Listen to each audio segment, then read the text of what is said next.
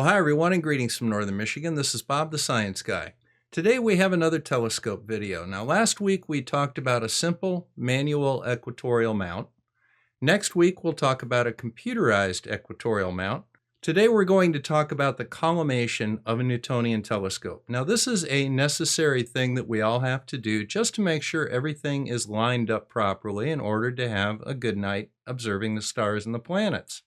So let's cue up the music and learn how to do this necessary task.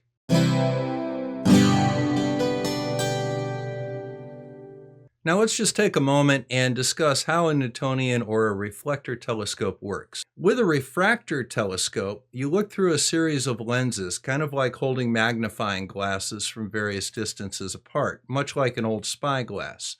A Newtonian telescope works differently. Light from the object that we're looking at arrives at the mouth of our telescope in parallel rays.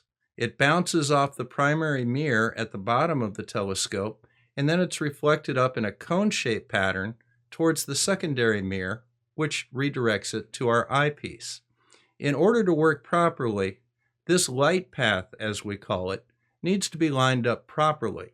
And this is something that we do on a regular basis with our telescopes, and it's called collimation. Now, in order to perform a collimation, we need to use one of two devices. Either one, a special collimating eyepiece, which is kind of like a little telescope with crosshairs that you put in your eyepiece holder, or we can use a laser collimator, which is what I'm going to be doing. To give you a rough idea of what's going on with collimation is if you look at the eyepiece and the crosshairs of this telescope on the far left, you'll see nothing is lined up properly. That means that the mirrors are out of alignment and the light path is not going straight down the tube, reflecting off the primary mirror, up to the secondary mirror and into our eye. Now the way that you can tell that is that our crosshairs are lined up nicely because they're in the eyepiece. But if you look at the barrel of the eyepiece, it forms a crescent moon, and the bullseye on the primary mirror is way off to the side. Now the first step in collimation is to adjust the secondary mirror. That's that 45-degree angle mirror that receives light from the primary mirror and redirects it into our eyepiece. But the bottom line is what we want to see after this step is something that looks like the middle illustration. Now the white disc in the very center of this bullseye arrangement is the primary mirror. And notice that there are 3 clips holding that primary mirror in place. Notice that the collar around it is even and the clips appear to be symmetrical, unlike what we saw over here on the left. This means that the secondary mirror is properly lined up. And then we go to the next step, which is to align the primary mirror. Now notice in the right illustration, the primary mirror has been adjusted as well. Now the bullseye in the very center is actually your eyeball. Notice that the clips from the secondary alignment are even. And notice that we have a second set of crosshairs now. That's the spider or the support beams that holds the secondary mirror in the middle of the telescope. That's enough of this, so let's go ahead and actually go through the process on my Celestron 127 EQ. Now this is the business end of the telescope. I've removed the primary mirror from the back of my telescope just so you can see the inside. Now all a Newtonian telescope is a dark tube. It's got some anti-reflective coating on the inside, but there's really nothing special about it. This is the secondary. You see it's set at about a 45-degree angle. So when light comes in the barrel of the telescope, reflects off the mirror, which would be on our end of the telescope here, it's concentrated on this little 45-degree angle mirror, and then it's reflected up into the eyepiece right above. These 4 little bars hold the secondary lens in place, and this is called the spider or the support bars. Now this is the part of the telescope that we took off for the last picture.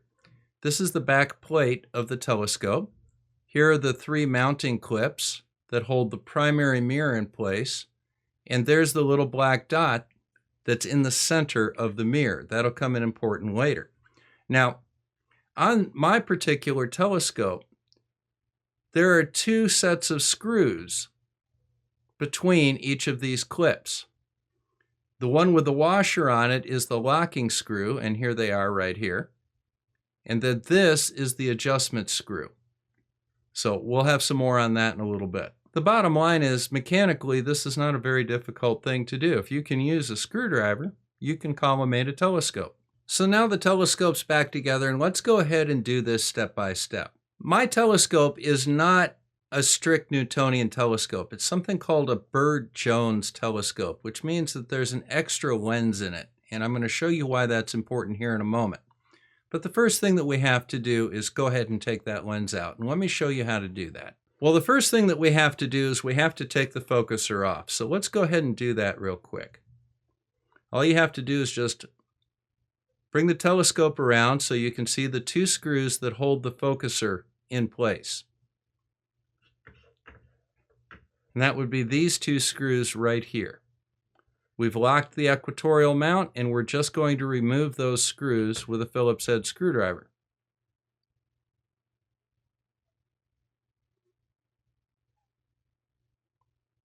Be careful not to lose the screws themselves. Now, as you can see here, there are three parts. The first is the focuser wheel itself, and that looks like a little dumbbell. Then we have this black cover plate, and underneath it, there's this little silver cradle. The focuser beam goes right along this little cradle. And that's how they fit together. Then all you need to do is gently slide the focuser straight out.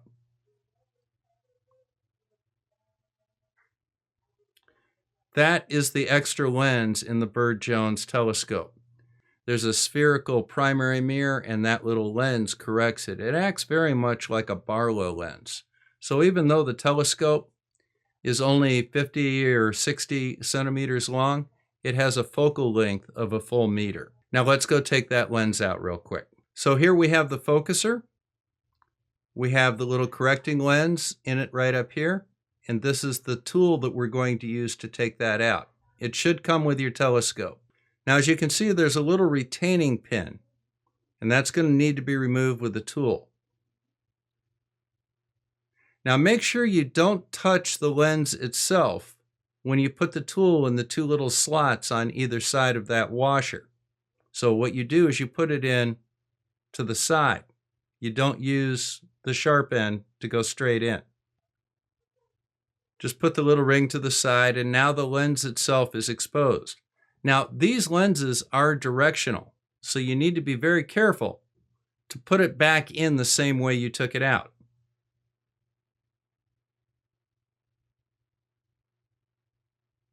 Now, what I've done on mine is I've actually put little chevrons on it so that you can tell which way it goes back into the focuser.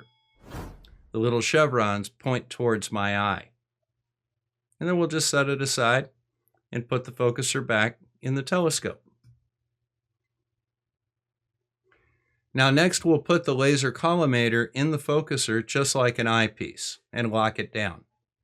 Now when you put the laser collimator into the eyepiece holder and turn it on, the first thing that you should do is just wave your hand in front of the telescope to see whether or not that laser is hitting your hand. Because you don't want to just stick your head around and get an eye full of laser light. So assuming that it's hitting the secondary mirror somewhere, let's show how to adjust the secondary mirror, because that's the first one. Now, we've got a series of screws on the back of the secondary mirror. The center one here is the locking screw, and then these three screws are the adjustment screws. So what we're going to do first is go ahead and shoot that laser back and see where it hits the primary mirror in relationship to the little black dot, which you can see right next to it. So we're a little bit off. It seems like we've got to move the laser in this direction, so that is probably going to be the screw that we're going to have to start with. Let's go ahead and watch. Okay, so first we're going to loosen the locking screw, maybe a quarter of a turn, not very much. And then we're going to start making some adjustments on the adjustment screws to make that little laser dot fall directly on the dot in the center of the primary mirror.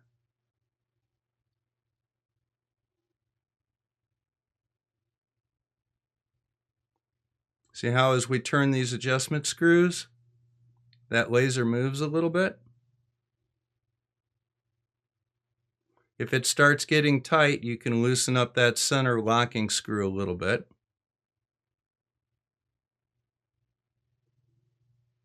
And what we're doing is we're trying to put that laser dot directly on the dot in the center of the mirror. Now, once we have that secondary mirror properly adjusted and the laser's hitting the dot in the center of the primary mirror, we have to adjust the cant of the primary mirror so that that laser is directed straight back at the secondary mirror and right back up into the eyepiece. And we'll do that using a little bullseye that's on the laser collimator. Let me show you how to do that. So here's our setup. This is our laser collimator in the focusing tube. There's a little bullseye pattern right here with a hole in the center, and as you can see, the laser light is on the bullseye just to this side of that center hole. Now, as you recall, when we had the mirror out, these are the locking screws, and these are the adjustment screws, or the collimation screws. So we'll loosen up the locking screw, and then we'll start adjusting the collimation screw until that little point of laser light disappears right in the center hole. That means it's lined up exactly. This is done with very small movements by trial and error until you get it just right. Then you lock it down. Your telescope is now collimated. Now, the final step for my telescope is that we take the focuser out. We put that little correction lens back in, making sure that we have it in the right direction. Put the locking ring back on it, and then reinstall it in the focuser assembly. Then our collimation's done. Now, the last thing that I like to do after collimation, and before I do any observing for the evening, is that I like to readjust my finder scope. So if we go out to the backyard and we look across the lake down towards the dam, we have this light pole that's 800 yards away, and at the very bottom of it, there's a small power box. So what I'll do is I'll focus in on that power box with the telescope, and once we have everything properly lined up, I can look straight down that finder scope and center it on that small junction box at the bottom of that light pole. Then my telescope and my finder scope are correctly aligned, and all I have to do is point the finder scope at the object that I'd like to look at, and my telescope is already pretty much lined up, just needs a little bit of fine-tuning. Well, I hope that this helped you out a little bit. It's kind of one of those things that you have to do with telescopes. Nobody likes to do it too much, and there's a lot of good videos on YouTube about it. There's mine. So, this is Bob the Science Guy signing out from Northern Michigan. Thank you very much for stopping by, and we'll see you again soon. Take care.